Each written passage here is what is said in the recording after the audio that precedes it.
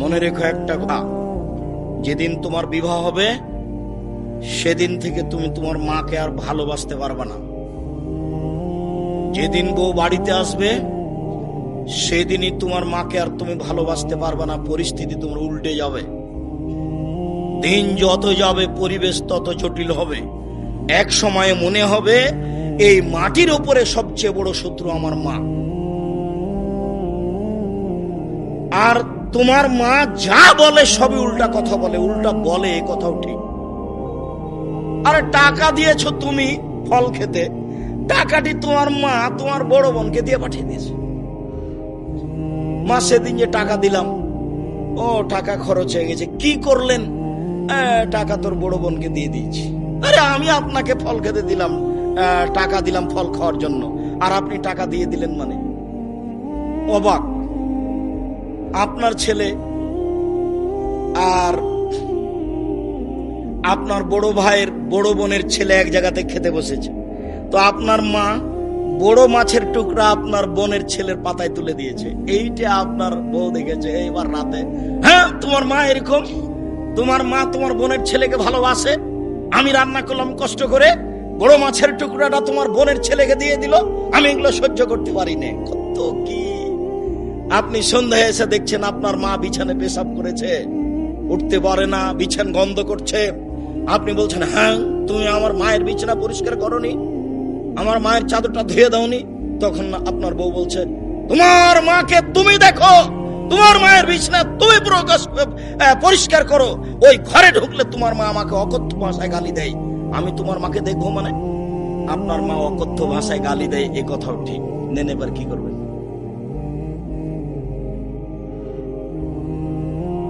এত কিছু করার পরেও মা যে ঘরে থাকে সেই ঘরে তুমি জোরে হাঁটতে পাবা না। আমি বলি না, আল্লাহ বলেছে। এত কিছু বলার পরে তোমার মা যে ঘরে থাকে সেই ঘরে তুমি জোর করে কথা বলতে পাবে না। ফালা তাকুল্লাহুম উফফিন ওয়ালা তানহারহুমা, এই কথা বলতে পাবে না। আল্লাহ নিষেধ করে দিয়েছেন, এটা নগদ অর্থ। ঝাঁকি দিয়ে কথা বলতে পাবে না। হ্যাঁ আপনি এই করলেন সেই করলেন, একবারে টোটালে নিষেধ আল্লাহ বলে দিয়েছে। অফিসলাহমা জানা হাসুল, হাত নিচু করে যেতে হবে। মনে পড়ে না একদিন দৃশ্য নকল করছিলাম, মনে পড়ার তো কথা যে রাজশাহীর মেয়র এসেছেন নওদাপাড়ায় আমচত্বরে, তো শাহ মকদুম থানার ওসি এইভাবে দাঁড়িয়েছেন, এইভাবে দাঁড়িয়ে বলছেন, স্যার এখন কি করবো স্যার? তা আমি তো দৃশ্য দেখে অবাক হয়ে গেলাম। আমি তো পাশে বসেছিলাম সেই দিন, যেটা ব্যাপার কি, এটাতে ছিল মায়ের জন্য, এইটা কি করে মেয়র পেল? এটা তো মায়ের জন্য ছিল, কিভাবে এখানে চলে আসলো? অথচ মায়ের সামনে এভাবে যাওয়ার কথা আল্লাহ বলছে।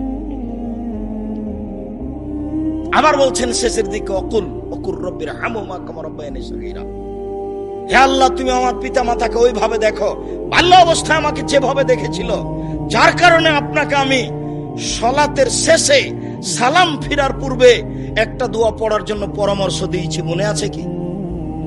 রব্বির হামহুমা কামা রাব্বায়ানি সগীরা। আর এটা যেন মনে থাকে, এর জন্য কি বলেছি বলেন তো দেখি? জাযাকাল্লাহ খায়ের। 2 রাকাত সালাত আদায় করতে হবে।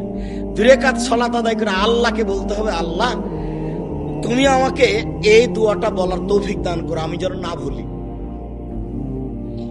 সব সময় সালাত শেষে সালাম ফেরার পূর্বে রব্বির হামহুমা কামা রাব্বায়ানি সগীরা এই দোয়া বলার জন্য আমি আল্লাহর কাছে 2 রাকাত সালাত আদায় করে সাহায্য চাওয়ার জন্য বলেছি পৃথিবীর সকল দিনী ভাই বোনকে। সম্মানিত দিনী ভাই বোন, আল্লাহর নবী বলেন, চিরদিনের জন্য মায়ের অবাধ্য চলা হারাম, চিরদিনের জন্য মায়ের অবাধ্য চলা হারাম।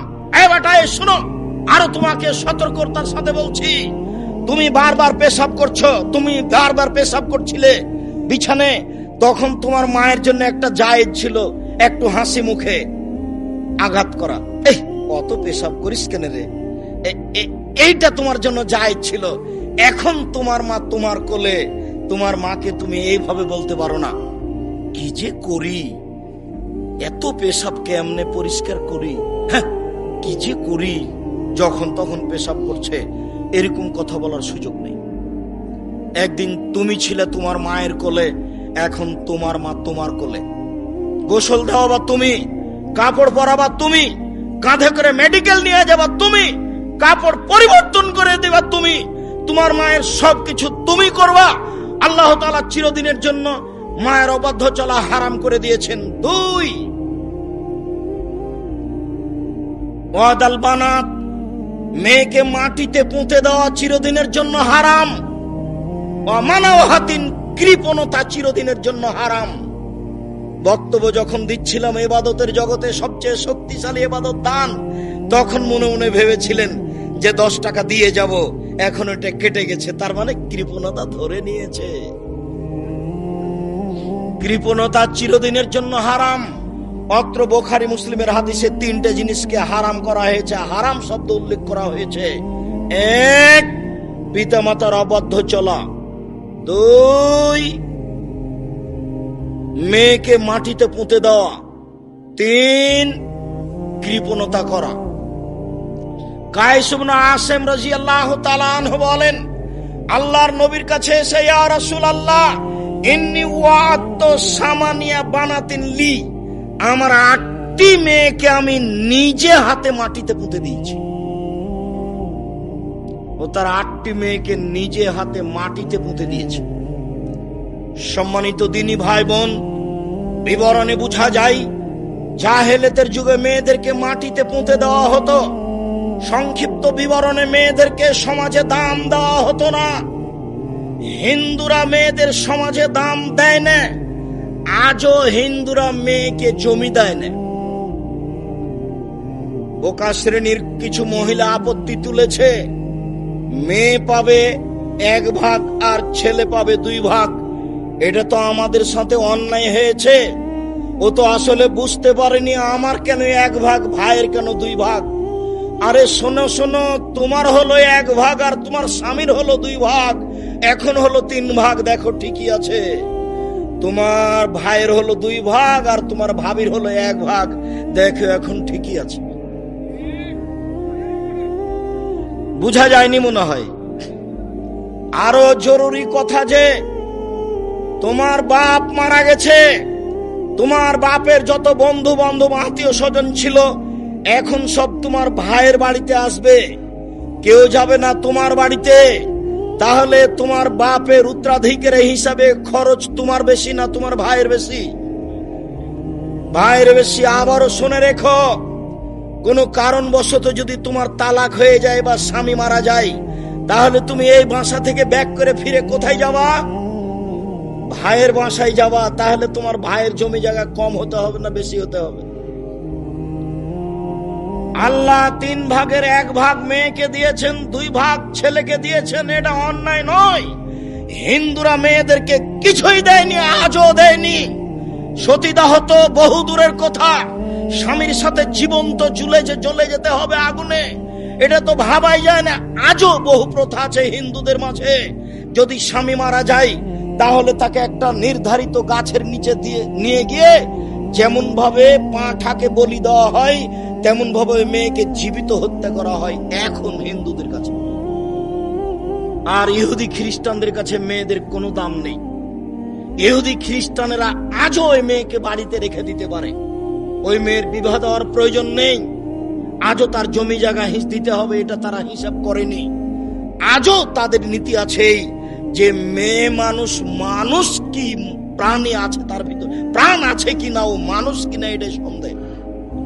ইহুদি খ্রিস্টানদের এইটা হিসাব, যার কারণে তাদের বিবাহ শাদী নেই, তারা মহিলাদের 5 পয়সা দাম দেয় না।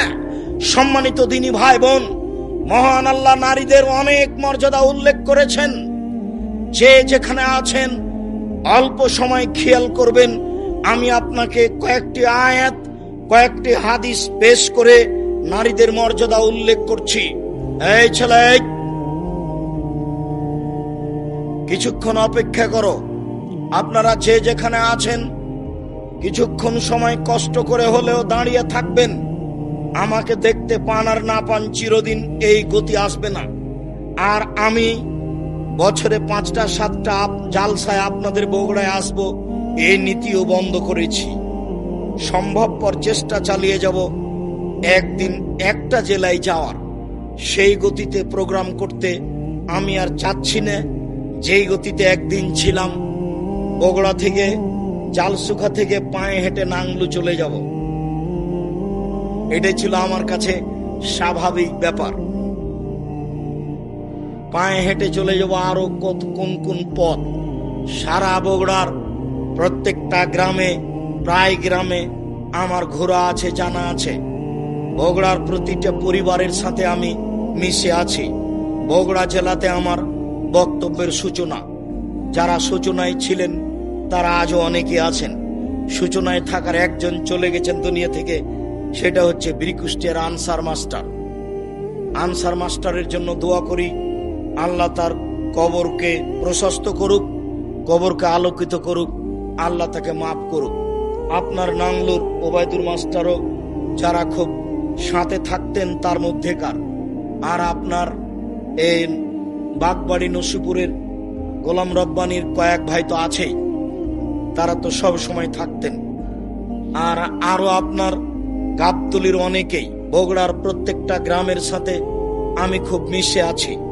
সেই ভালোবাসায় এসেছেন, তাই আমাকে দেখতে পান আর না পান, যে যেখানে আছেন দিনী ভাই বোন এক পায়ে দাঁড়িয়ে থাকবেন এক খেয়ালে। আমি আপনাদের কিছু না কিছু উপকার করব ইনশাআল্লাহ। আপনাকে আমি এতক্ষণ যা বলছিলাম সেই অংশ থেকে কিছু বলছি। নারীদের মর্যাদা আল্লাহ দিয়েছেন, এই মর্যাদা নারীকে রক্ষা করতে হবে। আল্লাহ তাআলা বলেন, ওয়াইদা বুশশিরা আহাদুহুম বিল উনসা, আল্লাহ তাআলা বলেন, ওয়াকারনা ফি বুয়ুতিকুন্না ওয়ালা তাবাররাজনা তাবাররুজাল জাহিলিয়াতিল উলা। হে মুসলিম মহিলা, তোমরা বাড়িতে থাকো। বন্যতার যুগে, বর্বরতার যুগে, অসভ্যতার যুগে নারীরা যেভাবে রাস্তাঘাটে চলতো সেইভাবে তোমরা চলো না। যতদিন পর্যন্ত নারী আল্লাহর এই আয়াতের মর্যাদাকে রক্ষা না করবে, ততদিন পর্যন্ত নারী তার মর্যাদাকে ফিরিয়ে পেতে পারে না। মহান আল্লাহ বলেন, ইয়া আইয়ুহান নবী, হে নবী আপনি বলুন আপনার মেয়েদেরকে, আপনার স্ত্রীদেরকে, যখন তারা বাড়ি থেকে বের হবে তখন তারা মুখে কাপড় দিয়ে বের হবে, বোরকা পরে চাদর গায়ে দিয়ে বের হবে। তারা যদি এইভাবে বের হয় তাহলে তারা তাদের মর্যাদাকে রক্ষা করতে পারবে। সম্মানিত দিনী ভাই বোন, সাথে সাথে আরো দুই একটি হাদিস, মহিলাদের মর্যাদা আল্লাহর নবী এত বেশি উল্লেখ করেছেন যা ভাবা যায় না। তার একটি, মহিলারা যদি 4টি কাজ করতে পারে তাহলে তাদের জন্য জান্নাতের সব দরজা খোলা। মহিলারা যদি 4টি কাজ করতে পারে তাহলে তাদের জান্নাতের সব দরজা খোলা। 1, 5 ওয়াক্ত সালাত আদায় করবে। 2, রমজান মাসের সিয়াম পালন করবে। 3, স্বামীকে মেনে চলবে। 4, জেনায় লিপ্ত হবে না। যদি এই 4টি কাজ করতে পারে জান্নাতের সব দরজা খোলা। সাথে সাথে আরো উল্লেখ্য যে কোন মেয়ের যদি জেনা হয়েই যায় তাহলে সে যদি তওবা করে তাহলে অতীতে যত পাপ করেছে সব পাপকে আল্লাহ নেকিতে পূর্ণ করে দিবে। সম্মানিত দিনী ভাই বোন, আপনাদের জন্য জরুরি সুসংবাদ যে আপনারা যদি ওযু করার পরে আশহাদু আল্লা ইলাহা ইল্লাল্লাহ ওয়া আশহাদু আন্না মুহাম্মাদুর রাসূলুল্লাহ বা আশহাদু আল্লা ইলাহা ইল্লাল্লাহু ওয়াহদাহু লা শারীকা লাহু ওয়া আশহাদু আন্না মুহাম্মাদান আবদুহু ওয়া রাসূলুহু, এই দোয়া বলতে পারেন, তাহলে জান্নাতের 8টি দরজা খোলা। শুধু যে নারীদের জন্য এই বিশেষ মর্যাদা তা নয়, আপনাদের জন্য বিশেষ মর্যাদা রয়েছে। মর্মে নারীদের মর্যাদা ও অধিকার নিয়ে সংক্ষিপ্ত বিবরণের এই পর্যায়ে এসে বলছি। সম্মানিত দিনী ভাই বোন, আপনারা এই নিমগাছি মাদ্রাসাকে মূল্যায়ন করবেন। যার যতটুকু সম্ভব আপনারা যাওয়ার সময় দান করে যাবেন, কম হলেও বেশি হলেও।